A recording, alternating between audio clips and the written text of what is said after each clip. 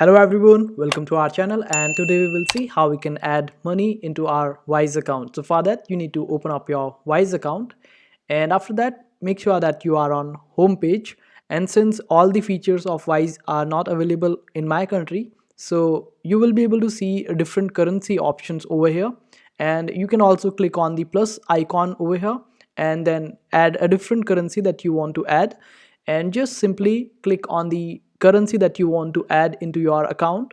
And suppose you want to add dollars, then just click on US currency of dollars and click on it. After that you will find this option of add. Just click on it and proceed with the procedure, and after that you will be provided with different options to add money to your Wise account.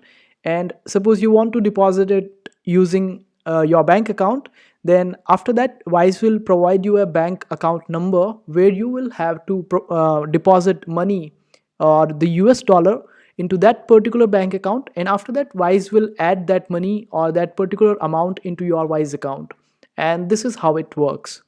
I hope this video was helpful. Make sure to hit that like button and also subscribe to our channel for more helpful videos.